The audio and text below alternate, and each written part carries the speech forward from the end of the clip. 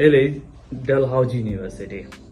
So we are going to discuss some few points about the recent changes of IRCC and regarding the programs. So let's start. Welcome to the sessions. Thank you very much. So can you tell me a little bit about the non-credit diploma in professional leadership studies? What does it mean? Yes, perfect. So first of all, thank you very much for having me. My name is Ili Solovyov. I'm the manager for the non-credit diploma here at Dalhousie University in Halifax, Nova Scotia, Canada.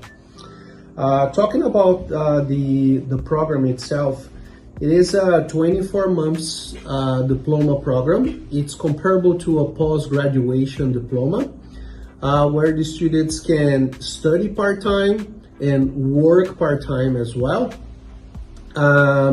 The study part-time that I mentioned doesn't mean that the course is a part-time course. It's a full-time course because it combines in-class sessions, online sessions, and work experience as well. I just said part-time because the students have flexibility to also work part-time during the program. So going back, this 24 months program focusing leadership and professionalism. We prepare the students for the Canadian job market. So the students during the first 8 months of program will have courses in leadership studies, management, mastering strategies, human resources, and many others. Once they complete the 8 months program, then they have the opportunity to start their specializations. The specializations we are offering at the moment are related to social studies, related to construction site management, and also to education, so teaching, training. Those are the 3 areas of specialization according to the new requirements from the Immigration Canada. Okay, so the government of Canada, IRCC, is going to change their policy frequently. So this policy, recent policy, might affect this program or not? So there were so far 2 big changes in the legislation, right? So the first one was in effect by November 1st, 2024. The second one was recently changed in June 25th, 2025. So basically, what the government is doing is asking the institutions to adapt the programs to prepare professionals for the Canadian job market. What that means is the government changed some CIP codes. Those are the codes that regulate the education institutions, the codes that direct the education institutions to build courses in some specific areas. For example, they are prioritizing now education.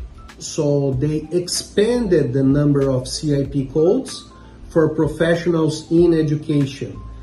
That means that the universities should develop more courses to prepare professionals to work in the education field. Once we develop those programs and people graduate from those programs, they are eligible to apply for jobs, for positions in the market, which make them eligible to apply for the post-graduation work permit. So there is no any effect so with program run by the Dalhousie University? There's no effect because we have adapted the program according to the new IRCC regulations. So last, do you have any specific message for those students who are planning to join this program in the Dalhousie University in the future? Yes. So one thing that I want to say is what differentiates our program from the others is that students will have a 24 months formal education in a public education institution, which means that the students will be eligible to apply for a 2 years PGWP straight once they finish the program. Another thing that put us apart from the other programs is that we have a very, very experienced team to help students to find jobs in their areas of specializations. So So which means that students finishing the program at Dalhousie, they will 100% finish with a job offer in their area of specializations. Currently, let's say 15 students enrolled in our programs. They have full-time jobs with pay checks in a range of $23 to $32 an hour for the local, working for local companies in Canada, and with the job offer to continue with these companies in a full-time position. Okay.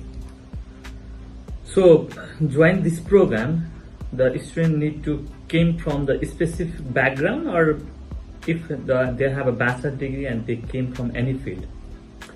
So I believe we have to be reasonable, right?